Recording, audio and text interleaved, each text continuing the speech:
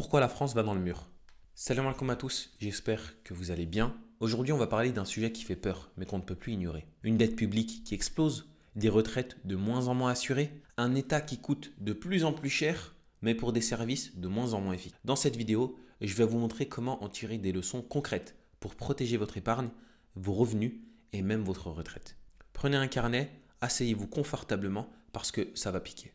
Mais avant ça, pensez à liker, à vous abonner et à activer la cloche. Vous connaissez la routine, ça aide vraiment la chaîne à se développer. Premier élément que nous devons prendre en compte, c'est que la France est en train de creuser sa propre tombe, et avec le sourire. La France est ce qu'on appelle une trappe à dette. Qu'est-ce que ça veut dire? Ça veut dire que la dette augmente plus vite que la richesse produite. Et quand c'est le cas, c'est mathématique. On ne peut plus s'en sortir. En gros, on emprunte pour payer les intérêts de la dette précédente. Et petit à petit, c'est l'étouffement. Mais ce qui est encore plus inquiétant, c'est que les Français pensent que l'État est productif, qu'il peut créer de la richesse. Sauf que non, l'État ne crée rien. Il prélève à gauche, redistribue à droite, et il s'empiffre au passage. Résultat, on est passé de 30% de dépenses publiques sous De Gaulle à plus de 60% aujourd'hui. Et le pire, c'est que les Français, pour se protéger, mettent leur épargne dans des obligations d'un État en faillite. 2 000 milliards d'euros d'assurance vie souvent investis dans la dette française. Oui, vous avez bien entendu. 2 000 milliards d'euros d'assurance vie souvent investis dans la dette française. Les Français ont peur que l'État fasse faillite, donc ils lui prêtent de l'argent. Aussi, ce qu'on retrouve, c'est que lorsque les Français ont peur, ils vont investir dans l'immobilier. Mais attention, pourquoi l'immobilier n'est pas une vraie richesse? Parce que oui, c'est clair, l'immobilier en France n'enrichit pas le pays. Pourquoi? Parce que ce n'est pas productif. Il n'y a pas plus de mètres carrés à Paris qu'il y a 30 ans.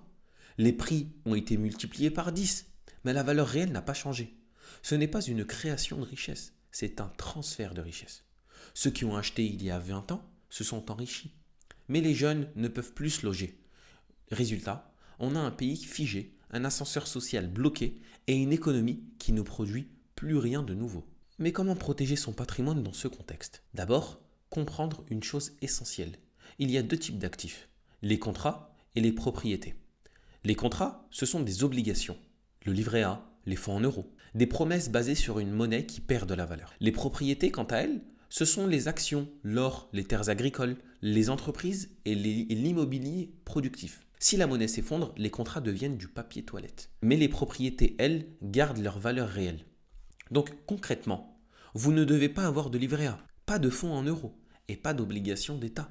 Et ça tombe bien, parce que ces trois produits sont basés sur riba, donc fondamentalement haram pour le musulman. Par contre, on a des actions de vraies entreprises, à condition de vérifier la licéité de ces dernières, de l'or physique, des ETF dans l'énergie, les matières premières par exemple, ou bien de l'immobilier locatif bien acheté.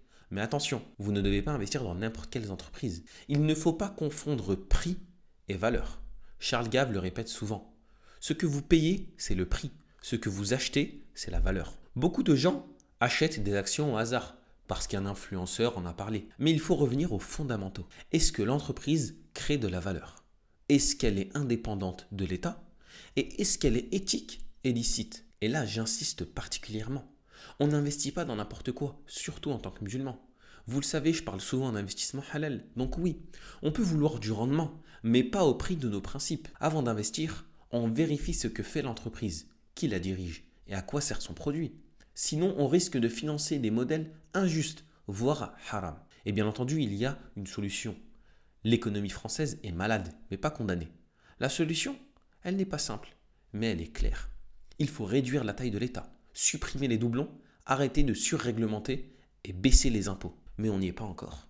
Alors en attendant que le gouvernement se réveille, s'il se réveille un jour, c'est à nous de faire les bons choix. Il faut construire un patrimoine résilient, miser sur des entreprises productives et s'ouvrir à l'international avec des actions étrangères, des devises stables et de la diversification géographique. En conclusion, comme le dit Charles Gave, le but dans la vie, c'est d'avoir le moment où vous pouvez dire « je m'en fous », c'est-à-dire ne plus dépendre de l'État, ne plus avoir peur pour sa retraite, pouvoir vivre selon ses propres règles. Et ça ne passe pas par de la consommation inutile, mais par une vision long terme, une gestion rigoureuse et des convictions solides. Et vous, est-ce que vous êtes prêt à remettre en question vos placements? Est-ce que vous avez des actions ou juste des livrets, des contrats avec des rendements pourris et haram? Dites-moi en commentaire et pensez à liker, partager la vidéo à vos proches et à vous abonner pour ne pas louper la suite. On se retrouve très bientôt pour parler liberté financière, patrimoine et investissement éthique, Inch'Allah.